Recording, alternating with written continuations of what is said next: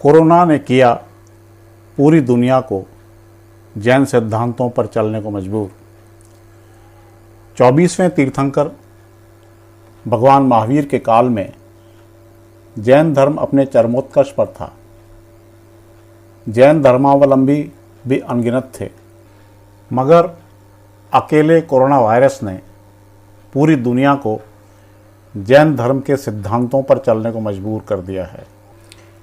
एक समय वह भी था जब हम जैन धर्म के श्वेतांबर पंथीय मुनि, श्रावक और श्राविकाओं को देखा करते थे कि वे अपने मुंह पर सफ़ेद पट्टी बांधते हैं तो कौतूहल होता था, मगर आज जब पूरी दुनिया मुंह पर पट्टी बांधने को मजबूर है तो इसे स्वीकार करना पड़ता है कि करीब 2500 साल पहले मुंह पट्टी अर्थात मास्क का इजाद करने वाले इस धर्म की सोच कितनी गहरी थी। आज जब कोरोना महामारी ने पूरे विश्व को झकझोर कर रख दिया है तो एहसास होता है कि जैन दर्शन प्रासंगिक ही नहीं बल्कि आवश्यक हो गया है।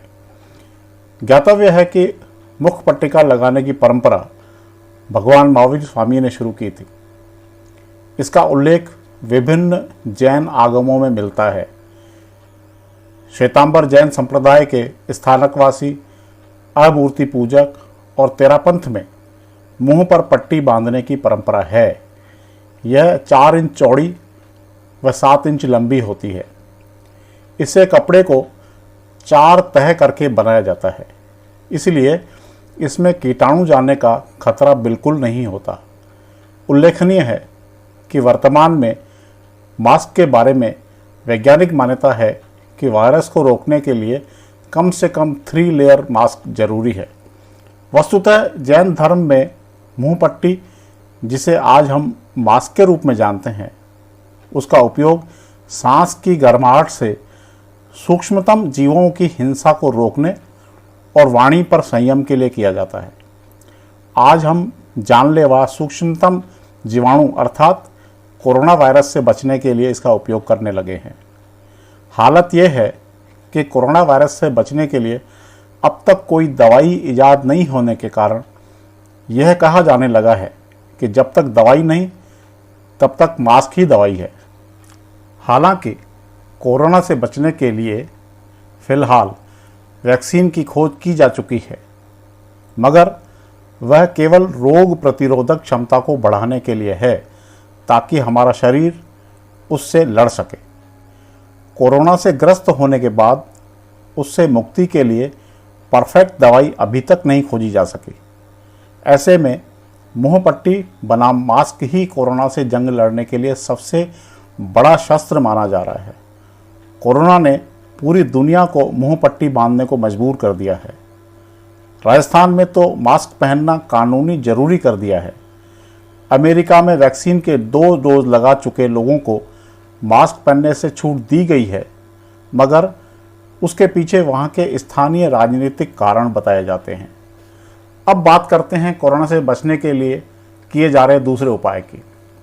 विश्व स्वास्थ्य संगठन की गाइडलाइन के अनुसार कोरोना से बचने के लिए सोशल डिस्टेंसिंग को अपनाना जरूरी है।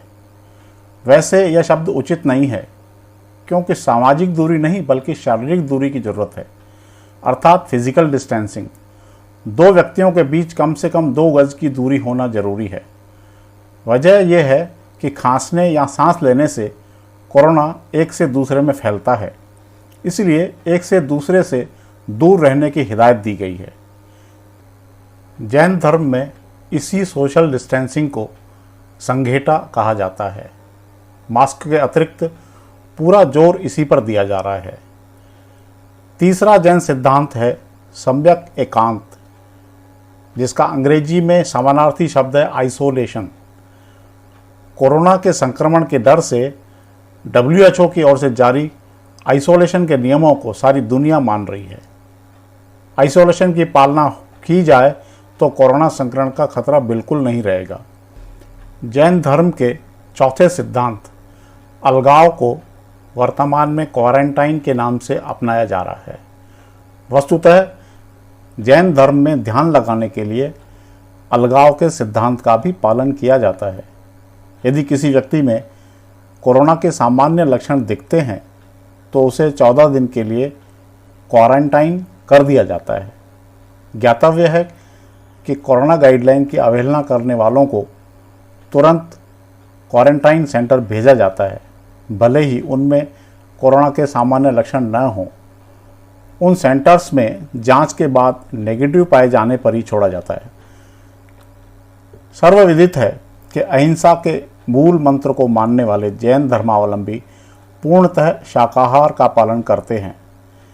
यहाँ तक कि जमीन के भीतर उगने वाली सब्जियों का भी उपयोग नहीं करते। वर्तमान में कोरोना के डर से शाकाहार अपनाने पर जोर दिया जा रहा है। कोरोना की पृष्ठभूमि में जाएं तो इस वायरस की शुरुआत चीन के वुहान शहर से हुई। वहाँ सी फूड का मार्केट है। बताया जाता है कि जानवरों व पक्षियों के इस मार्केट से ही कोरोना वायरस पनपा है। कहने की आवश्यकता नहीं है कि अन्य वायरल बीमारियों बर्ड फ्लू व स्वाइन फ्लू की उत्पत्ति भी अन्य जीवों से होती है। कुल मिलाकर कोरोना ने पूरी दुनिया को जैन धर्म के सिद्धांतों पर चलने को मजबूर कर दिया है। इससे साबित होता है कि जैन धर्म के सिद्धांतों में कितनी दूरदृष्टि रही है। इन सिद्धांतों की स्थापना उस काल में हुई जब विज्ञान बिल्कुल भी उन्नत नहीं था। दोस्तों, यदि आपको यह वीडियो पसंद आया हो तो मेहरबानी करके लाइक और शेयर कीजिए। इसी प्रकार के दिलचस्प वीडियो देखने के लिए चैनल को सब्सक्राइब कीजिए और बेल आइकन को दबा दीजिए ताकि जैसे ही नई वीडियो अपलोड हो तो उसकी सूचना आपको तुरंत मिल सके।